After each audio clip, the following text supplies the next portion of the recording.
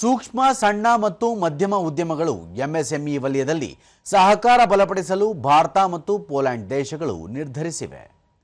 ದೆಹಲಿಯಲ್ಲಿ ನಿನ್ನೆ ನಡೆದ ದ್ವಿಪಕ್ಷೀಯ ಮಾತುಕತೆಯಲ್ಲಿ ಭಾರತದ ಪರವಾಗಿ ಭಾಗವಹಿಸಿದ್ದ ಎಂಎಸ್ಎಂಇ ಕಾರ್ಯದರ್ಶಿ ಭರತ್ ಕೇರ್ ಹಾಗೂ ಪೋಲೆಂಡ್ನ ಆರ್ಥಿಕಾಭಿವೃದ್ಧಿ ಮತ್ತು ತಂತ್ರಜ್ಞಾನ ಉಪಸಚಿವ ಮೈಕೆಲ್ ಬರೋನೋವಸ್ಕಿ ಅವರ ನೇತೃತ್ವದ ಉನ್ನತ ಮಟ್ಟದ ಸಭೆಯಲ್ಲಿ ಈ ತೀರ್ಮಾನ ಕೈಗೊಳ್ಳಲಾಯಿತು.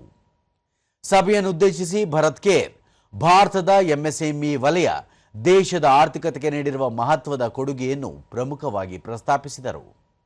ಭಾರತದಲ್ಲಿ 86 ಮಿಲಿಯನ್ಗಿಂತಲೂ ಹೆಚ್ಚು ನೋಂದಾಯಿತ ಎಂಎಸ್ಎಂಇಗಳಿವೆ.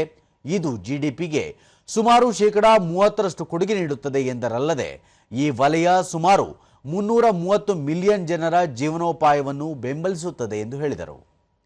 ಮಧ್ಯ ಮತ್ತು ಪೂರ್ವ ಯುರೋಪಿಯನ್ನಲ್ಲಿ ಪೋಲೆಂಡ್ ಭಾರತದ ಅತಿ ದೊಡ್ಡ ವ್ಯಾಪಾರ ಮತ್ತು ಹೂಡಿಕೆ ಪಾಲುದಾರ ರಾಷ್ಟ್ರವಾಗಿದೆ ಎಂದು ಭರತ್ ಕೇರ್ ತಿಳಿಸಿದರು.